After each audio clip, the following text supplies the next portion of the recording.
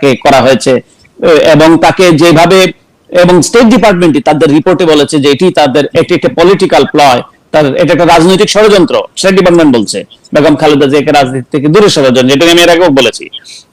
এবং তার যে প্রধান এখন যিনি ভারপ্রাপ্ত চেয়ারম্যান আছে, তার সেদিন কালকে দেখলাম যে আপনি নির্বাচনের কথা বলছেন, শান্তিপূর্ণ নির্বাচন চাচ্ছেন, কিন্তু প্রধান প্রতিপক্ষ এবং তার নেতাকে এবং তাদের আপনি মালামাল পর্যন্ত ক্রোক করছেন, একের পর এক মামলা দিচ্ছেন, হয়রানি করছেন, যাতা বলছেন, কল্পিতভাবে তাদের চরিত্রকে বিকৃত করছেন, এবং তিনি তাদের সম্পত্তি ক্রয়ের নির্দেশ দিয়েছেন। এবং এই যে অবস্থাপনা, এবং বিএনপির মহাসচিব Mirza Fakhrul Islam Alamgir, standing committee member, first joint secretary general, প্রত্যেকেই তো মানে অল র্যাঙ্ক এন্ড ফাইল, প্রত্যেককে আপনি কারারুদ্ধ করে রেখেছেন। আবার বলছেন যে আমি বাংলাদেশে অবাধ নিরপেক্ষ, আপনার যে মূল প্রতিপক্ষ, যে যার সঙ্গে আপনি খেলবেন, যার সঙ্গে আপনি প্রতিদ্বন্দ্বিতা করবেন, খেলা শব্দটা খুবই আপত্তি করে, কেন বলতে চাই না, এগুলা নিয়ে বাংলাদেশে অনেক এগুলো বলে, তো তাকে আপনি বলছেন। এই জন্য স্টেট ডিপার্টমেন্টের মুখপাত্র এটি বলছেন যে শেখ হাসিনার কার্যক্রম এবং তার কথার মধ্যে মিল আছে কিনা দেখতে চায়। আরেকটা জিনিস তিনি বলেছেন যে একটি কনস্ট্রাকটিভ যদি এফোর্ট নেওয়া হয়, উদ্যোগ নেওয়া হয়, সেখানে যুক্তরাষ্ট্র তাদের সাপোর্ট থাকবে। নির্বাচন প্রক্রিয়ায়, কোন নির্বাচন? জেনুইন ইলেকশন, মানে খাঁটি ইলেকশন, পাতানো ইলেকশন নয়, ম্যানেজড ইলেকশন নয়, নিজেদের মতো করে XYZ কে বিরোধী দল সাজিয়ে, পার্লামেন্ট সাজিয়ে এই নির্বাচন নয়, এটি হতে হবে জেনুইন। উনি বারবার বলেছেন, আগে শুধু বলতেন ফ্রি, ফেয়ার এন্ড ক্রেডিবল, এই প্রথমবারের মতো নতুন শব্দ যুক্ত হয়েছে, আমি দুঃখিত, যুক্ত হয়েছে জেনুইন। তো সুতরাং এই জেনুইন ইলেকশনের ব্যাপারে যদি কোনো ব্যবস্থা, মানে যে সমস্ত উদ্যোগ তারা দেখবে, তারা আগে পর্যবেক্ষণ করবে যে এরকম পরিস্থিতি তৈরি হয়েছে কিনা। এখন একটা জেনুইন ইলেকশন করতে হলে কি করতে হবে? আপনার নিউট্রাল অ্যাডমিনিস্ট্রেশন হতে হবে। নিউট্রাল অ্যাডমিনিস্ট্রেশন হতে হলে কি হতে হবে? যিনি চিফ হবেন তাকে নিউট্রাল হতে হবে। সুতরাং শেখ হাসিনার আন্ডারে তো নিউট্রাল অ্যাডমিনিস্ট্রেশন থাকবে না, এটা সবাই বোঝে। এখন মানে যুক্তরাষ্ট্র, ইউরোপীয় ইউনিয়ন সকলেই বুঝতে পারছেন যে শেখ হাসিনার আন্ডারে তখন তারা দেখেছে 2014 সালে, 2018 সালে, তখন পৃথিবীর বাস্তবতা ভিন্ন ছিল, যুক্তরাষ্ট্র কিন্তু প্রেসিডেন্ট ট্রাম্পের মতো একটা কর্তৃত্ববাদের উত্থান ঘটছিল তখন। তো সুতরাং এই 2018 সাল এবং 2022 সাল এক নয়, এই হিসেবে তিনি তাদের বক্তব্যকে ইকো করেছেন, তারা এটা দেখছেন। এবং একই সঙ্গে তিনি বলেছেন যে যে হ্যারাসমেন্ট গুলো হচ্ছে আমরা এগুলো রেজিস্টার্ড করছি। তিনি বলেছেন যে আমাদের যে উদ্বেগ, যে ডিসস্যাটিসফ্যাকশন বাংলাদেশ সরকারের সঙ্গে প্রাইভেটলিও তারা সব যে ওপেন তারা করছেন তা না, তাদের এই ক্ষোভ, তাদের যে উদ্বেগ তারা কিন্তু কনভে করছেন। এবং যেভাবে বিরোধী কর্মীকে, বিরোধী নেতা কর্মীদেরকে এবং ইন্ডিপেন্ডেন্স বয়, যারা স্বাধীন মুক্ত চিন্তা করেন, তাদেরকে যেভাবে তারা আক্রমণ করছে সরকার, এগুলির ব্যাপারে, এবং তারা এটি বাংলাদেশ সরকারের কাছে তুলে ধরছেন বিভিন্ন ভাবে। এবং বাংলাদেশের যিনি রাষ্ট্রদূত যুক্তরাষ্ট্রের পিটার হাস, তিনি বলছেন যে এক্সট্রাঅর্ডিনারি জব করছেন, একটা অসাধারণ কাজ করছেন তিনি বলছেন শুধুই যুক্তরাষ্ট্রের রাষ্ট্রদূত হিসেবে তিনি কেবল প্রতিনিধিত্ব করছেন না, বাংলা তর্জমা করে জানলে যা দাঁড়ায়, তিনি শুধুই বাংলাদেশে যুক্তরাষ্ট্রের রাষ্ট্রদূতই নন, তিনি যুক্তরাষ্ট্রের যে পররাষ্ট্র নীতির যে মূল ভিত্তি, যে ফান্ডামেন্টাল ভিত্তি, গণতন্ত্র, মানবাধিকার যে ভ্যালুজ আছে, এইগুলোকে আপহোল্ড করার জন্য তিনি একজন মানে সম্মুখ সারির প্রতিনিধিত্বকারী, এবং তিনি সেটাকেই আপহোল্ড করছেন, যে ভ্যালুজ গুলোকে, এবং তিনি সেটা করা অব্যাহত থাকবেন।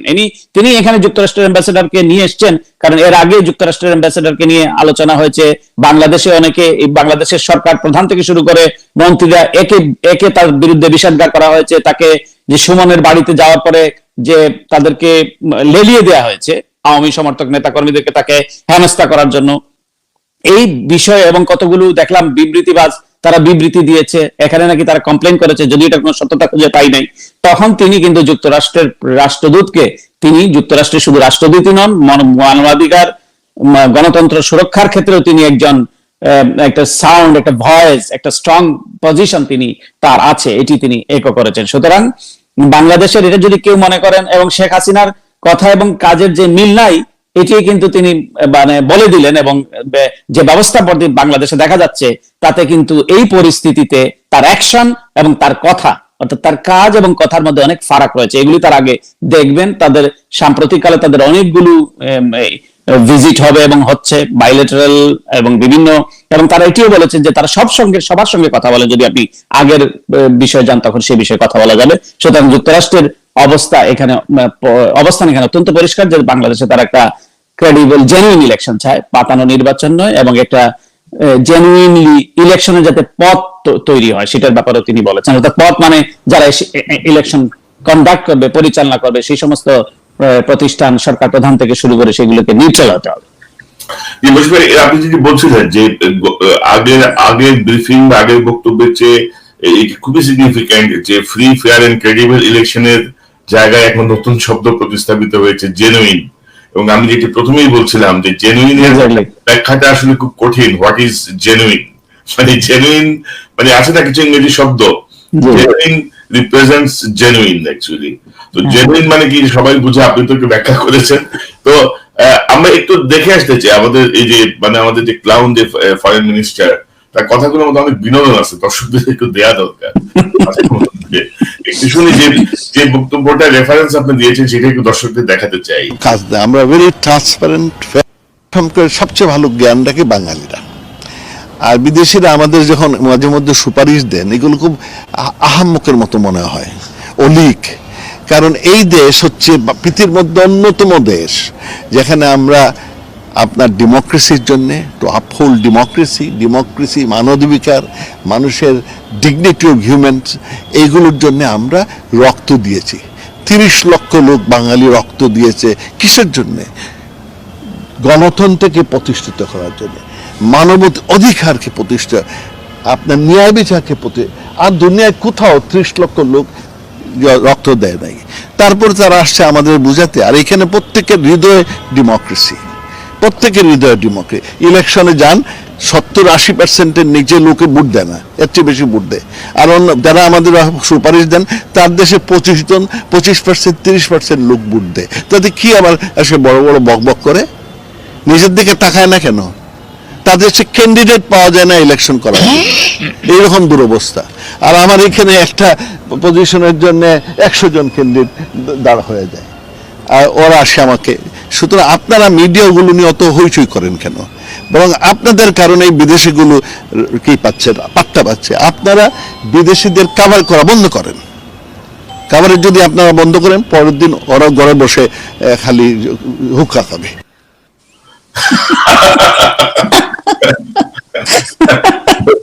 মানে এই লোক ফরেন মিনিস্টার মানে বাংলাদেশের, বাংলাদেশের যে প্রধানমন্ত্রী, যেরকম প্রধানমন্ত্রী সেরকম ফরেন মিনিস্টার, আশ্চর্যের কিছু নাই।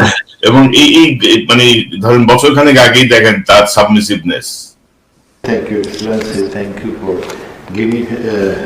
giving me time and this meeting. আমার সেখানে থাকার সুযোগ হয়েছিল। Indebtedness to you, because when I was homeless, I was jobless and stateless, it is USA that provided me a home and a job, and I'm thankful for that. Thank you, Excellency. তো এই যে ধরেন, এবং আপনি জানেন যে কয়েকদিন আগে ভারতের কাছে তিনি নিজেই বলেছেন যে ভারতকে বলেছি বাংলাদেশে যেন এই সরকারকে টিকিয়ে রাখা হয়, তারা যেন সমর্থন দেন। তো কত আপনি শোনাবেন এই মোমেন সাহেবের বক্তব্য, শত শত বক্তব্য, এবং মানে এগুলো আসলে বাংলাদেশের মানে মুশকিল হয়েছে কি, অ্যাওয়ারনেস বিল্ডিংটা, মানে বাংলাদেশের মানুষের সচেতন তৈরি করার উদ্যোগ কিন্তু এখন আর কারো দরকার নাই। আমি মনে করি কোন রাজনৈতিক দলেরও দরকার নাই। যে শেখ হাসিনার যে অপশাসন, তার মন্ত্রীদের যে এইরকম মানে তারা যেভাবে নিজেদেরকে একটা হাস্যরসের খোরাকে পরিণত করেছে এবং যেভাবে তারা করছে, এবং একটা যে স্বৈরতান্ত্রিক শাসন ব্যবস্থা চলছে, এটা বাংলাদেশের মানুষকে আর বলতে হবে না, তারা সকলেই অবগত এবং বুঝতে পারছে। বিষয়টা হচ্ছে যে এই জগদ্দল পাথরটাকে কিভাবে সরাবেন সেটি নিয়ে বাংলাদেশের মানুষ উদ্বিগ্ন। শেখ হাসিনা মিথ্যা বলেন, স্বৈরাচার, তার মন্ত্রীরা এরকম, এইটা সবাই জানে। তো এখন যেটা হচ্ছে যে আপনার এই মন্ত্রী, আপনি যেটা দেখালেন খুব সুন্দর, মানে এরা নাকি বসে বসে হুক্কা খাবে, যে মিডিয়া যদি তাদেরকে পাত্তা না দেয়।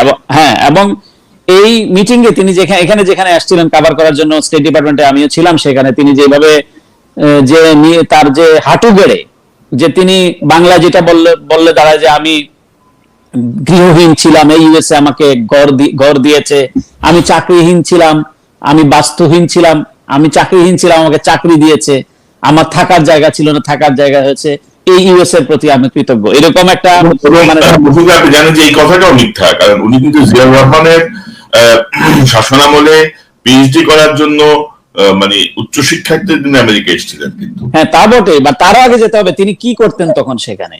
তিনি সেক্রেটারিয়েট সার্ভিসের কাজ করতেন। তিনি দেওয়ান ফরিদ গাজী সাহেবের প্রাইভেট সেক্রেটারি ছিলেন, এবং তিনি খন্দকার মুশতাকেরও প্রাইভেট সেক্রেটারি ছিলেন।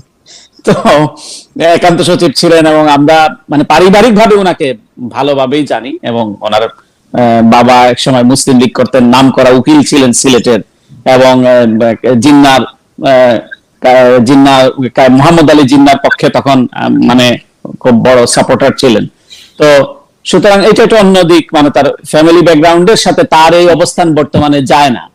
তো যাই হোক, এখন পারিবারিক ভাবে তাদেরকে চিনি, বা আমাদেরকেও তারা চিনেন সম্ভবত।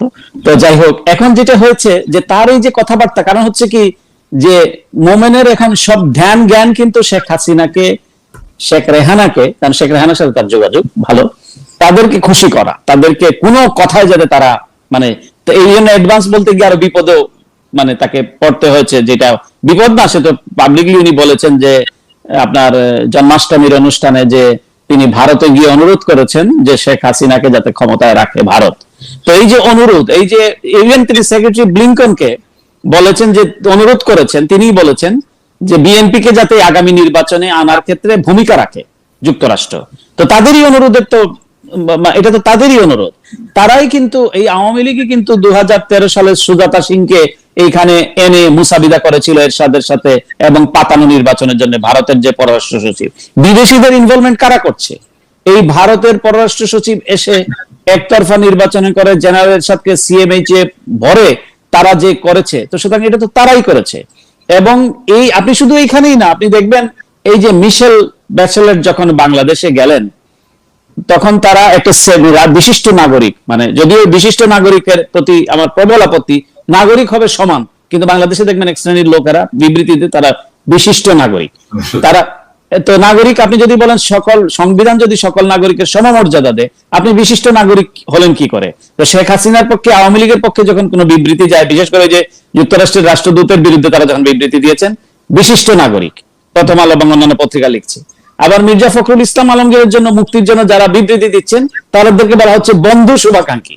এখন ডক্টর সিরাজুল ইসলাম চৌধুরী আর বিশিষ্ট নাগরিক নন, তিনি এখন বন্ধু এবং শুভাকাঙ্ক্ষী। মানে এইভাবে বাংলাদেশের এই যে মিডিয়া, এরাই কিন্তু এই যে অপশাসন, এই স্বৈর শাসনের জন্য, এই বাংলাদেশের এই অবস্থার জন্য কি শুধুই শেখ হাসিনা দায়ী?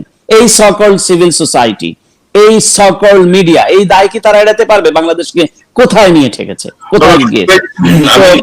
যেটি আমি শেষ করছি, আপনার এইটি যে ডক্টর মোমেনের, যে পররাষ্ট্রমন্ত্রী মোমেন যে কথাগুলি বলছেন, এবং তিনি তখন এইখানে এসে তিনি যেভাবে তাকে অনুনয় বিনয় করেছেন, এবং যেখানে তাকে ভারতের সাথে গিয়ে বলছে, ভারতের সাথে সম্পর্ক হলো স্বামী স্ত্রীর সম্পর্ক, এইভাবে বলছে, এবং ভারতকে যে কোনো মূল্যে নাকি ক্ষমতায় টিকে রাখতে হবে শেখ হাসিনাকে, যেটা ভারতকে অনুরোধ করেছে। এবং যেটা মিশেল ব্যাচেলেটের কথা বলছিলাম, সেখানে এই নাগরিকদের একটা সমাবেশ করেছে তারা, এবং সেখানে বক্তব্য দিচ্ছেন ভারতে বাংলাদেশে নিযুক্ত ভারতের রাষ্ট্রদূত দোরাই স্বামী, তিনি বলছেন যে কনভিন্স করছেন, যেটা বাংলাদেশের পররাষ্ট্রমন্ত্রী বলার কথা, যে এই যে মানবাধিকার লঙ্ঘনের ঘটনা যেগুলি ঘটে, এগুলো পরিকল্পিত, এগুলো ফ্যাক্টস ফাইন্ডিং এর দরকার আছে, এগুলো ভুলভাবে উপস্থাপন করা হয়েছে। সুতরাং এইখানে এই রাষ্ট্রদূতদেরকে বিদেশি মানে কৃপায়িত এই সরকার ক্ষমতায় আছে, এবং শেখ হাসিনা তো বলেছেন যে তিনি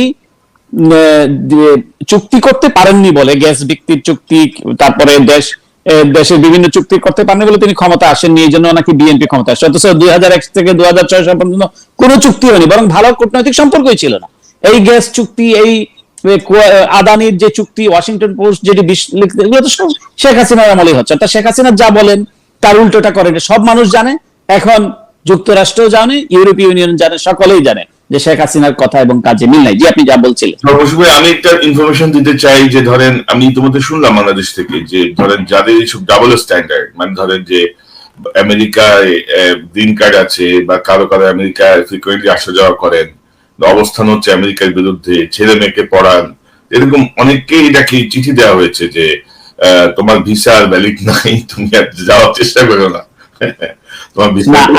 প্রথমত হলো এটা দুইটা, একটা হলো আমেরিকা ফ্রি প্রেসে, ফ্রিডম অফ স্পিচে বিশ্বাস করে, আপনি you can say anything everything, আপনি বলতে পারবেন, কিন্তু আপনি যদি আমেরিকা মনে করে আপনি আমেরিকার জাতীয় নিরাপত্তার জন্য হুমকি, তো জাতীয় নিরাপত্তার সাথে অনেকগুলো বিষয় জড়িত, অর্থনৈতিক বিষয় জড়িত, যে কারণে স্টেট ডিপার্টমেন্ট স্যাংশনের পাশাপাশি ট্রেজারি ডিপার্টমেন্ট স্যাংশন দেয়।